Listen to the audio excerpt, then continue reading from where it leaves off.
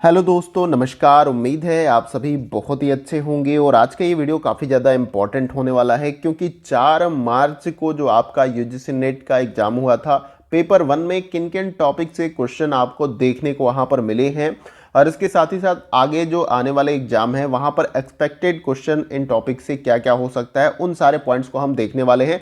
ज़्यादा समय नहीं लगेगा, बहुत कम समय में हम इन सारे पॉइंट्स को कवर करेंगे। तो 4 मार्च को जो भी पेपर हुआ और 3 मार्च को यहाँ से क्वेश्चन देखने को मिल रहा था, तो इनको आप अच्छे से देख के जो है आगे अगर आपका एग्जाम कंडक्ट होने वाला है तो जाइएगा। तो सीधे हम स्टार्ट करते हैं पहले स्लाइड से। सबसे पहले देखिए यहाँ पर पीपुल पीडी में लिख देता हूँ, पीडी वाले यूनिट से पीपुल डेवलपमेंट एंड इन्वायरमेंट वाले जो यूनिट हमारा है, तो वहाँ जल यानी कि जल से 2 टॉपिक वहाँ पर मेंशन है। एक तो ऊर्जा से संबंधित है आपका और एक आपका पॉल्यूशन से रिलेटेड है। तो यहाँ पर आपका जल वाले टॉपिक से क्वेश्चन देखने को मिला है, वाटर। तो इसको आप देख लीजिएगा, एक एक करके इनके बारे में डिटेल अभी मैं बताऊंगा। तो सभी जो यहाँ पर मैंने टॉपिक्स मेंशन कर रखे हैं, पॉइंट्स जहाँ से क्वेश्चन देखने को मिल रहे हैं, उनको मैंने एक एक स्लाइड में उनसे संबंधित महत्वपूर्ण डिटेल्स को भी नीचे लिख रखा है, तो वो भी मैं आपको बताता हुआ चलूंगा। नेक्स्ट जो पॉइंट है, हायर एजुकेशन से संबंधित यहाँ क्वेश्चन देखने को मिला है। भारत में प्राच्य शिक्षा यानी प्राच्य का मतलब प्राचीन होता है। फिर शोध पद्धति में रिसर्च मेथड से संबंधित जो है क्वेश्चन यहाँ पर रिसर्च एप्टीट्यूड में देखने को मिला है। फिर आपका आईसीटी में इंटरनेट से संबंधित क्वेश्चन देखने को मिल रहा है यहाँ पर, इसलिए मैं इनसे संबंधित जो आपके बन सकते हैं क्वेश्चन संभवतः डिटेल्स में करा दूंगा, तो वहाँ से आपको समझ में आ जाएगा। फिर नेक्स्ट है शिक्षण को प्रभावित करने वाले कारक, टीचिंग एप्टीट्यूड से यहाँ पर देखने को मिल रहा है। वाचिक और गैर वाचिक संप्रेषण क्या होता है, कम्युनिकेशन वाले यूनिट से। ध्वनि प्रदूषण से संबंधित कुछ देखने को मिल रहा है यहाँ पे, तो ये भी आपका पीडी वाले यूनिट से देखने को यहाँ पर मिला है, पीपल डेवलपमेंट इन एनवायरमेंट। फिर लास्ट में यहाँ पर शोध में आईसीटी का अनुप्रयोग किस प्रकार से है, ये भी आपका यहाँ पर रिसर्च एप्टीट्यूड से ही संबंधित क्वेश्चन पूछे गए थे। तो ये कुछ बिंदु थे जहाँ से क्वेश्चन देखने को मिले हैं 4 मार्च को, और एक्सपेक्टेड क्या क्वेश्चन हो सकते हैं उनको भी हम यहाँ पर डिटेल्स के माध्यम से देखते हुए चलेंगे। तो आइए हम अगली स्लाइड को देखते। अब देखिए, वाटर से संबंधित जो पीपल डेवलपमेंट एंड इन्वायरमेंट में क्वेश्चन पूछे गए थे, वहाँ से संबंधित जो डिटेल्स हैं उनको मैं यहाँ पर करा देता हूँ। तो जो वाटर साइकिल है या जल चक्र है, उससे संबंधित कुछ क्वेश्चन ऐसे देखने को मिला था, और कुछ भारी जल और इस तरीके से करके भी क्वेश्चन बनाए गए थे। तो आपको पता है कि एग्जैक्ट सारा क्वेश्चन तो कलेक्ट नहीं हो पाता है, जो स्मृति में छात्रों के रह जाता है उसी से संबंधित जो बातें करते हैं वो बताते हैं, तो उसी के आधार पे ये सारा डिटेल्स मैं आपको करा रहा हूँ। तो देखिए, यहाँ पर जो पहले पॉइंट्स में मैंने बताया, लेकिन इंपॉर्टेंट है आप सभी के लिए। जल चक्र बताता है कि कैसे पानी पृथ्वी की सतह से वाष्पित होता है और वायुमंडल में फिर जाता है, उगता है, यहाँ पर लिखा गया है, जाता है इस तरीके से गैस के माध्यम से। तो बारिश या बादलों में बर्फ में ठंडा और संघनित होता है और वर्षा के रूप में फिर से सतह पर गिर जाता है। यानी एक जो वाटर का साइकिल है कि कैसे अपने द्रवित अवस्था से गैसीय अवस्था में जाता है, फिर पुनः वो द्रवित अवस्था में होकर नीचे धरती पे चलाता है। तो पूरा साइकिल का प्रोसेस यहाँ पर है। अब देखिए, यहाँ क्वेश्चन कई तरीके से बन सकता है। एक तो स्टेटमेंट्स के फॉर्म में भी बन सकता है, कई सारे कथन आपको दे दिए जा सकते हैं, सिंपल क्वेश्चन भी पूछा जा सकता है। तो इसको आपको ध्यान में रखना है। आगे बोलेंगे कि और हम इसे जो है इस रूप में परिभाषित करते हैं जिसके द्वारा जल लगातार अपना रूप बदलता है और महासागरों वायुमंडल के बीच फैलता है, और भूमि को जल चक्र कहा जाता है। ठीक है, भूमि के ऊपर जो भी जैसे कि आपका वाटर साइकिल चलता है, जैसे पानी गैस में बदला, गैस से फिर पुनः पानी में बदल के नीचे आया, तो वो आपका एक तरीके से क्या हो जाता है, एक वाटर साइकिल, क्योंकि वो प्रक्रिया बार बार हो रही है, तो एक प्रकार का साइकिल बन रहा है। फिर अगले पॉइंट में मैंने बताया कि जल चक्र, जिसे जलीय चक्र भी कहा जाता है, पृथ्वी वायुमंडल प्रणाली में जल का निरंतर परिसंचरण शामिल होता है, और जल चक्र में शामिल कई प्रक्रियाओं में से सबसे महत्वपूर्ण वाष्पीकरण है आपका, फिर संघनन है, वर्षा है या अपवाह है। तो इस प्रकार से मान लीजिए कि कोई आपका, इसको मैं थोड़ा सा इधर कर देता हूँ, ये आपका मान लीजिए कि कोई महासागर है, इस तरीके से पानी इस पर आपका इस तरीके से फ्लोट हो रहा है। अब यहाँ से सूर्य के किरणों के कारण जो है आपका वाटर वेपोरेशन होगा, फिर ये ऊपर आपका जाएगा, गैसीय जो बादल होता है उसमें, फिर संघनन की क्रिया होगा, फिर पुनः बारिश आपका होगा। तो इस तरीके से ये साइकिल आपका चलता रहता है।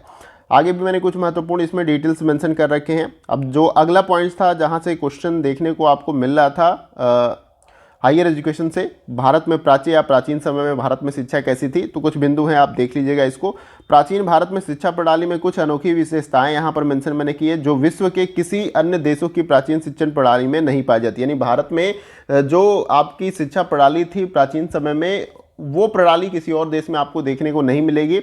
और यहाँ पर मैंने मेंशन किया कि प्राचीन भारत में उच्च शिक्षा की जो कुछ विशेषताएं थी उनको आप देख लीजिएगा, क्योंकि स्टेटमेंट्स के फॉर्म में क्वेश्चन बनाए जाते हैं तो आपके जो विशेषताएं होती हैं उनको पुट कर दिए। जैसे 5 लाइन लिखा गया स्टेटमेंट के रूप में, 1 2 3 4, तो उसमें से 2 सही दे देगा, 3 गलत दे देगा, तो पूछ लेगा कि गलत कौन सा है, तो 3 गलत होगा, तो ऐसे आपको नीचे कूट बना देगा, तो 1 2 3 4 ऐसे करके, तो उसमें से आपको फाइंड करना होता है, तो इसको आप ध्यान में रखिएगा।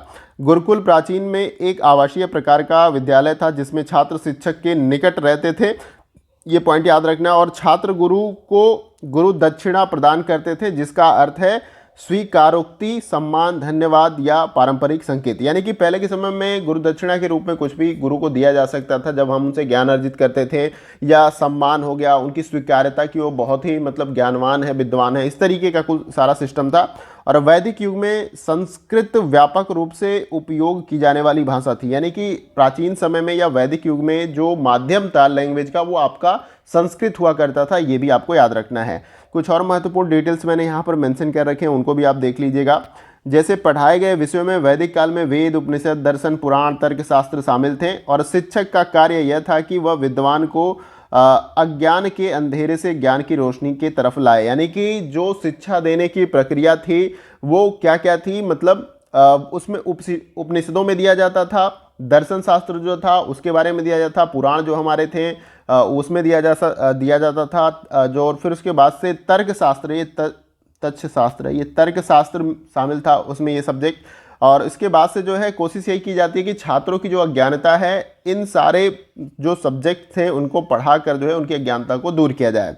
फिर तक्षशिला, नालंदा, वल्लभी, विक्रमशिला प्राचीन काल में सबसे प्रसिद्ध शिक्षण संस्थान है। इस यहाँ से भी क्वेश्चन पूछे जाते हैं, तक्षशिला, नालंदा कहाँ पे है, ऐसे डायरेक्ट अगर फैक्चुअल क्वेश्चन बनते हैं तो ये भी आप देख लीजिएगा।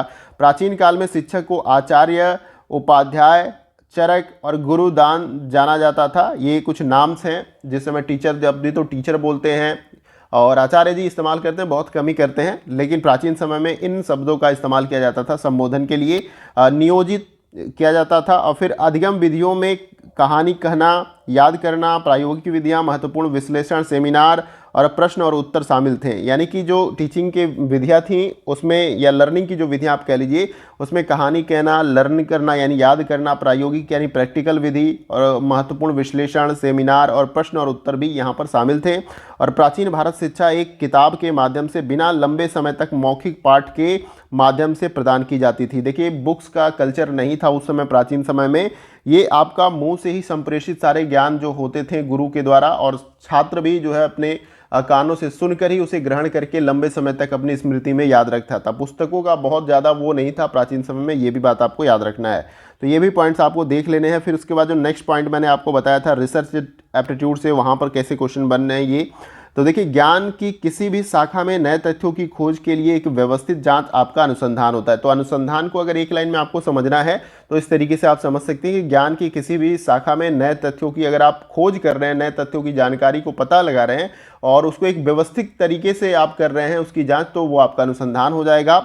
और यह नए निष्कर्ष पर पहुंचने में भी आपको मदद करता है, यानी कुछ नया निष्कर्ष जानने के लिए भी आपका मदद करता है अनुसंधान। कुछ इंपॉर्टेंट पॉइंट्स यहाँ पर इसको भी याद रखिएगा। पुस्तक बिजनेस रिसर्च मेथड में जो है रिसर्च के बारे में बताया गया है कि विलियम सी एमोरी ने परिभाषित किया है कि अनुसंधान किसी समस्या को हल करने के लिए जानकारी प्रदान करने के लिए बनाई गई और आयोजित की गई जाँच होती है। याद रखना ये लाइन काफ़ी इंपॉर्टेंट है, अनुसंधान किसी समस्या को हल करने के लिए, जानकारी प्रदान करने के लिए बनाई गई एक आयोजित यानी सिस्टमेटिक जाँच है। इतना ही तक, ऐसा नहीं रिसर्च बहुत बड़ा तोप है, लोग जैसे इस्तेमाल करते हैं टर्म्स का, है बढ़िया चीज़ लेकिन कहते हैं कि बहुत कॉम्प्लिकेटेड है। एक तरीके से समस्या समाधान के लिए हम रिसर्च की तरफ जो है उन्मुख होते हैं, और जानकारी अगर कुछ नई जानकारी हमें चाहिए तो उसके लिए भी हम रिसर्च करते हैं। ये तो मैंने बातें आपको पहले भी बताई है। अनुसंधान की विधियाँ कुछ है महत्वपूर्ण, जहाँ पर मैचिंग वाले क्वेश्चन आपके बना लिए जाते हैं। एक तो है आपका प्रयोगात्मक विधि। देखिए प्रयोगात्मक अनुसंधान एक अध्ययन है जो एक विशिष्ट अनुसंधान प्रारूप का पालन करता है। कुछ और मैंने पॉइंट्स इसमें मेंशन कर रखे हैं, उनको आपको देख लेने हैं।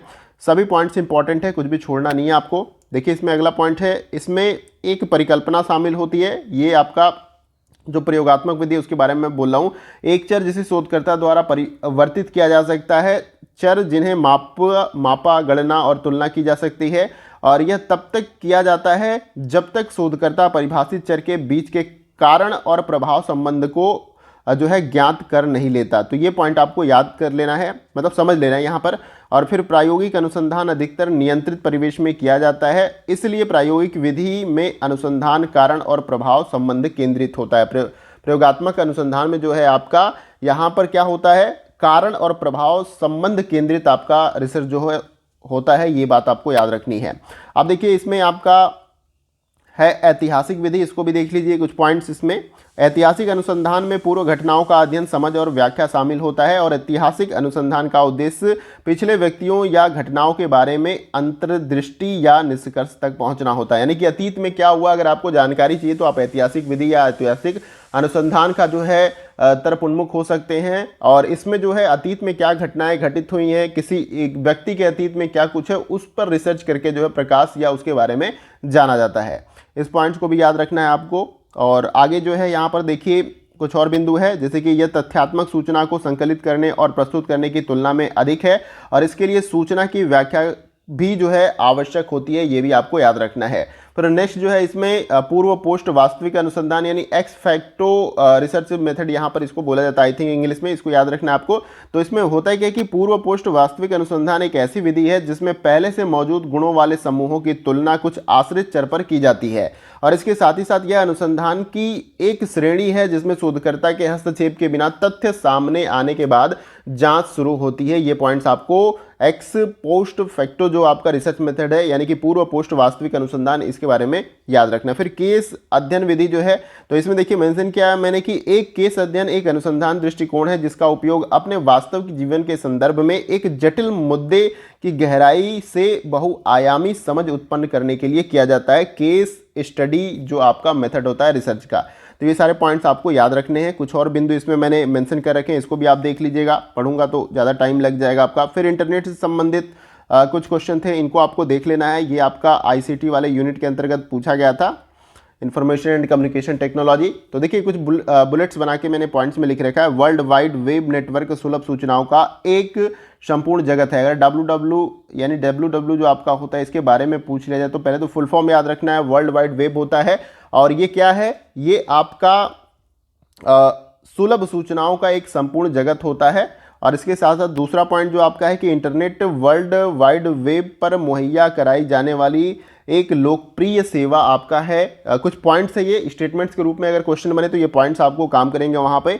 और इंटरनेट एक विश्वव्यापी जाल है जो कंप्यूटरों को जोड़ता है और इसके साथ ही साथ इंटरनेट सेवा इंटरनेट सर्वर से अपनी मशीन पर डेटा भेजते हैं। और इंटरनेट सेवाएं भी विभिन्न सेवाएं जैसे फाइलें स्थानांतरित करना, वर्ल्ड वाइड वेब के लिए सेवाएं, संचार, निर्देशिका सहायता, सूचना पुनः प्राप्ति, यूजनेट आदि जो है इसमें शामिल होते हैं। और www नेटवर्क के माध्यम से पहुंच वाली सूचनाओं का एक व्यापक संसार जो है क्रिएट होता है। यानी कि इंटरनेट वर्ल्ड का अपना एक संसार है जहां पर हर तरह की जानकारी आपको मिल जाती है। तो ये पॉइंट सारा याद रखना है आपको। फिर और भी ये आपके कुछ पॉइंट्स हैं जिनको आपको देख लेना है, यहाँ पर मैंने मतलब लिख रखे हैं। और एक इम्पॉर्टेंट ये है कि आपका जो है वर्ल्ड वाइड वेब सन में सर्न ये लिखा है आपका, सन में एक नेटवर्क सूचना परियोजना के रूप में शुरू हुआ था और उसके बाद से 1990 में टिम बर्नर्स-ली ने पहले वेब ब्राउज़र यानी कि वर्ल्ड वाइड वेब का आविष्कार किया था। ये टर्म्स आपको याद रख लेना है। आगे आइए इसमें देखते हैं। आगे देखिए आपका टीचिंग एप्टीट्यूड से जो पॉइंट्स था जहां से क्वेश्चन देखने को मिले थे, शिक्षण को प्रभावित करने वाले कारक, तो ये आपको देख लेने हैं। एक प्रक्रिया के रूप में शिक्षण में कई घटक शामिल आपके होते हैं, यानी कि शिक्षण जो प्रक्रिया आपकी पूरी चलती है उसमें एक घटक तो होता नहीं, कई सारे फैक्टर और घटक आपके होते हैं, फिर जाके आपका टीचिंग अच्छे से कंप्लीट होता है, जिनमें शिक्षक, शिक्षार्थी, शिक्षण सहायक सामग्री भी शामिल है, जो सभी बाहरी कारकों से प्रभावित होते हैं, जिन्हें नीचे हम जो है मेंशन कर रखे हैं, इसको आपको देख लेना है। यानी कि टीचर शामिल होता है, शिक्षार्थी है, जो शिक्षण सहायक सामग्री है, ये पूरी शिक्षण प्रक्रिया में ये सारी चीज़ें आपको देखने को मिलती है। अब देखिए यहाँ पर जो फैक्टर्स हैं शिक्षण को प्रभावित करने वाले, शिक्षक से संबंधित शिक्षण को प्रभावित करने वाले कारक के अंतर्गत विषय वस्तु का ज्ञान, शिक्षक से संबंधित कि शिक्षक के संबंध में ऐसे कौन से फैक्टर हैं जो टीचिंग्स को प्रभावित कर सकते हैं। तो एक तो विषय वस्तु का ज्ञान है, जिस विषय को वो पढ़ाने के लिए जा रहा है उसके बारे में उसको अच्छे से गहन अध्ययन करके जाना चाहिए ताकि वो उसको अच्छे से समझा सके। शिक्षार्थियों का ज्ञान, शिक्षार्थी उस विषय के बारे में, जो विषय पढ़ाया जा रहा है उनकी क्या समझ है, क्या कुछ उसके बारे में जानते हैं, वो जो है काफ़ी महत्वपूर्ण है। जब कुछ वो भी जानते हैं उसके बारे में थोड़ा बहुत, तो क्लास बहुत ज़्यादा इंगेजिंग होता है। शिक्षण कौशल, शैक्षिक योग्यता, अनुभव, व्यक्तिगत और दृष्टिकोण, अनुशासन, मानसिक स्वास्थ्य, ये सभी शिक्षक से संबंधित आपके शिक्षण को प्रभावित करने वाले कारक हैं। और शिक्षार्थी से संबंधित शिक्षण को प्रभावित करने वाले कारक कौन से हैं? अभिप्रेरणा, बुद्धि, पूर्व शिक्षण, ध्यान, रुचि, लक्ष्य निर्धारण और आकांक्षा। देखिए, मोटिवेशन अगर छात्रों में नहीं रहेगा तो वो लर्निंग नहीं करेंगे, ठीक है। उनकी बुद्धि भी बहुत इंपॉर्टेंट कारक है। रुचि लेना जरूरी है, उनको ध्यान मतलब केंद्रित करके पढ़ना, ये सारा फैक्टर आपका क्या है? शिक्षार्थी से संबंधित है। आगे इसको भी आप देख लीजिएगा। यहाँ पर विषय वस्तु से संबंधित भी मैंने मेंशन कर रखा है कि क्या ऐसे फैक्टर हैं जो आपके टीचिंग को प्रभावित करते हैं। विषय वस्तु से संबंधित, फिर संस्था से संबंधित है आपका, फिर शिक्षण पर नकारात्मक प्रभाव डालने वाले कारक हैं। तो ये सारे पॉइंट्स को आपको देख लेने हैं। अब नीचे हम लोग देखते हैं, अब ये कम्युनिकेशन वाले यूनिट से आपका जो टॉपिक था, वाचिक और गैर वाचिक संप्रेषण, यहाँ से कैसे क्वेश्चन मतलब पॉइंट्स मैंने डिटेल से बना रखे, यहाँ से आपको देखने को मिल सकते हैं। अब देखिए, वाचिक संप्रेषण के बारे में हम जान लेते हैं। मतलब वाचिक का मतलब जहां पर हम बोल के किसी सूचनाओं को जो है प्रेषित करने का काम कर रहे हैं। तो देखिए, वाचिक संप्रेषण के विभिन्न तरीके आमने सामने चर्चा, प्रस्तुतियां, इंटरकॉम, टेलीफोन पर बातचीत, रेडियो, ट्रांजिस्टर, स्काइपिंग या वीडियो चैटिंग, भाषण, साक्षात्कार आदि जो है वाचिक संप्रेषण के एग्जाम्पल है। जहां पर वाचिक का मतलब बोल रहे हैं, बोल के सारी चीज़ें हो रही हैं, जिसमें चर्चा है, चर्चा में भी बातचीत होती है, इंटरकॉम है, टेलीफोन है, ये सारी चीज़ें जो मैंने बताई। फिर वाचिक संप्रेषण कौशल बोलने की क्षमताओं से अधिक का प्रतिनिधित्व करते हैं, ये भी पॉइंट याद रखना है। और वे प्रदर्शित करते हैं कि आप बोलने और लिखित बातचीत दोनों में संदेश कैसे वितरित करते हैं और प्राप्त करते हैं। यानी देखिए, दोनों में मौखिक और लिखित के रूप में आपको वाचिक संप्रेषण को समझ के चलना है और याद रखना है कि किस प्रकार से अपनी जानकारी को और किस प्रकार से अपने विचारों को बोलकर या लिखित रूप में आप आगे क्या करते हैं? प्रेषित करते हैं और या प्राप्त करते हैं। फिर आगे जो है ये कौशल इस बात पर ध्यान केंद्रित करते हैं कि आप जो कहते हैं उसके बजाय आप कैसे संवाद करते हैं। ये भी काफ़ी ज़्यादा महत्वपूर्ण है वाचिक संप्रेषण के अंतर्गत। अब आगे इसमें अवाचिक संप्रेषण देख लेते हैं। क्वेश्चन बहुत ही इंपॉर्टेंट यहाँ से बन सकते हैं फैक्ट के रूप में, जैसे स्टेटमेंट्स के रूप में, कई तरीके से बना सकते हैं। इसलिए मैंने इससे जुड़े जितने भी डिटेल्स हैं वो लाने की कोशिश की। बाकी अगर कोई कन्फ्यूजन होगा, कुछ क्लियर नहीं होगा तो आप कमेंट बॉक्स में बताइएगा। अवाचिक संप्रेषण को देख लेते हैं। नॉन वर्बल कम्युनिकेशन, ऊपर हमने वर्बल कम्युनिकेशन को देखा था, मतलब जिसमें आवाज़ का इस्तेमाल यानी बोलना जो है कम है, ना के बराबर है। जिसमें दृश्य संकेत है, दृश्य संकेत में आप ट्रैफिक लाइट देख सकते हैं, कुछ सिंबल्स होते हैं, एरो, उसको देख सकते हैं कि वो एक प्रकार का कुछ न कुछ बातें वहाँ पर उसका मतलब होता है। उस एरो का मतलब, रेड लाइट का मतलब रुक जाइए, ग्रीन का मतलब चले जाइए, येलो का मतलब देखिए इधर उधर, फिर उसके बाद आगे बढ़िए। तो वे दृश्य संकेत के अंतर्गत आ जाएंगे क्योंकि उसमें तो कुछ बोला नहीं गया आपको। फिर ध्वनि संकेत है, ध्वनि के रूप में कुछ हॉर्न हो गया, कुछ जैसे कि आपकी स्कूल की बेल हो गई, जैसे बजती है तो आपका क्लास ओवर हो जाता है, 2 बेल बजी या 3 ऐसे कई लगातार बजी तो छुट्टी हो जाता है, तो कुछ न कुछ संकेत उसका है। फिर दैहिक संकेत, बॉडी लैंग्वेज, कोई इशारों में ऐसे कुछ करता है, जैसे बाय बाय आप करते हैं, कुछ बोलते नहीं है, अगर ऐसे सीखिए तो उसका मतलब कि मैं जा रहा हूँ मिलकर आपसे, इस तरीके से कुछ। फिर पार्श्व भाषा होता है, फिर स्पर्श भाषा होता है, ये सारा आपका अवाचिक संचार के अंतर्गत आता है। संप्रेषण आप उसको कह सकते हैं संचार। फिर ध्वनि से संबंधित कुछ पॉइंट्स है, याद रखना, ये भी आपका पीपल डेवलपमेंट इन एनवायरनमेंट वाले यूनिट से संबंधित है आपका।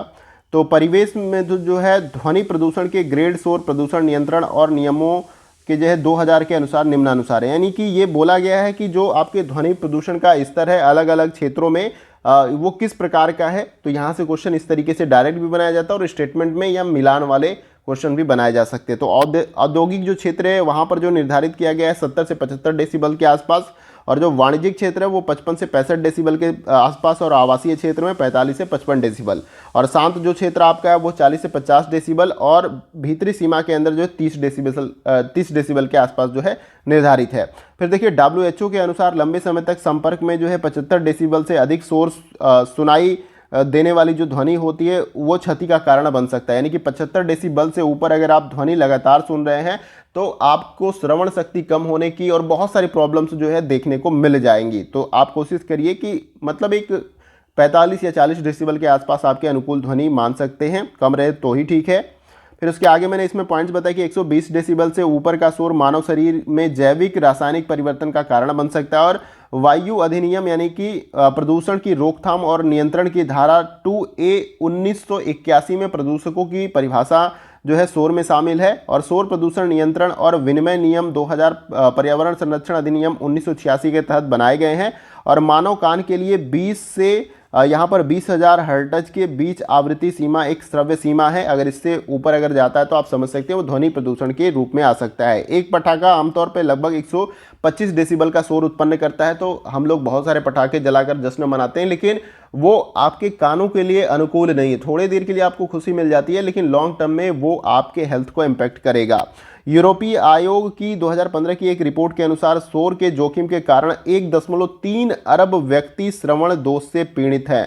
सोचिए 1.3 अरब व्यक्ति कितने हो सकते हैं विश्व भर में।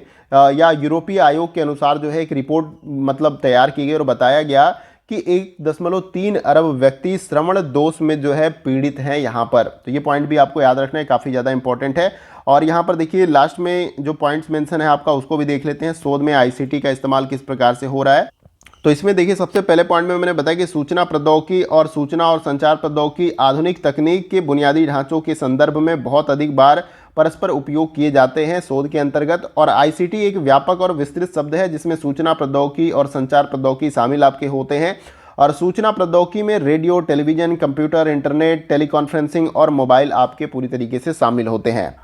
अब देखिए इसमें किस प्रकार से बहुत ज़्यादा मतलब कुछ पॉइंट्स मैं बताऊंगा। जैसे कि अगर मान लीजिए आप रिसर्च कर रहे हैं, आपको सैम्पलिंग करना है, आपने किसी टॉपिक का चयन किया और उसके बाद से आपको सैंपल कलेक्ट करने हैं, नमूना चयन करना है, तो उसमें भी आप तकनीक का इस्तेमाल कर सकते हैं और ये काम आपका आसान हो जाता है। और बहुत सारे डेटा जब आप कलेक्ट करते हैं तो विश्लेषण करने के लिए भी बहुत सारे सॉफ्टवेयर और इस तरीके से इस्तेमाल किए जाते हैं। तो कहीं ना कहीं शोध जब आप इस समय कर रहे हैं वर्तमान समय में, तो तकनीक जो है उसमें काफ़ी ज़्यादा आपकी मदद कर रही है और एक्यूरेट जो है निष्कर्ष निकालने में भी काफ़ी ज़्यादा हेल्पफुल है। तो यहाँ पर ये सारा कुछ मेंशन है। इंटरनेट का भी आप इस्तेमाल करते हैं, पूरे वर्ल्ड वाइड जो है लोगों से आप इंटरनेट के माध्यम से कनेक्ट है, क्या कुछ कहाँ पर किसी परिदृश्य में घट रहा है वो सारा कुछ आप अपडेट यहाँ पर रख रहे हैं। तो बहुत कुछ इससे आपको देखने को मिलता है। तो उम्मीद है कि ये भी पॉइंट्स आपको क्लियर हो गए होंगे और यहाँ पर ये आपका सेशन कंप्लीट होता है। उम्मीद करता हूँ कि सारे पॉइंट्स आपको अच्छे से समझ में आ गए होंगे। 4 मार्च को जो क्वेश्चन पूछे गए थे जिन बिंदु से, उन बिंदु को मैंने मेंशन कर रखा और एक्सपेक्टेड क्वेश्चन जो बन सकते हैं उनसे संबंधित मैंने डिटेल्स उस टॉपिक के यहाँ पर मेंशन करके आपको करा दिए। तो उम्मीद है कि आपको सेशन पसंद आया होगा। कहीं से भी अच्छा लगे वीडियो तो आप लाइक करके जो है हमें अप्रिशिएट करिएगा और इसे शेयर करिएगा ज़रूरतमंद दोस्तों के साथ, ताकि उनको भी जो है यहाँ पर इससे लाभ और हेल्प मिल जाए। और कुछ और बिंदु जैसे कि कुछ घटनाएं सामने देखने को मिल रही है। एक वीडियो जो है वायरल कल के डेट में आई थिंक हो रहा था और एक छात्र ने भेजा था मुझे, जहां पर किसी सेंटर पे कुछ इस तरीके से आपको एक्टिविटी देखने को मिली कि बच्चे एक दूसरे के सिस्टम में देख रहे हैं इस तरीके से। तो उसके ऊपर एनटीए जो है संज्ञान उसने लिया है और मतलब उस पर काम कर रहा है कि क्या कुछ वहाँ घटना घटित हुई थी।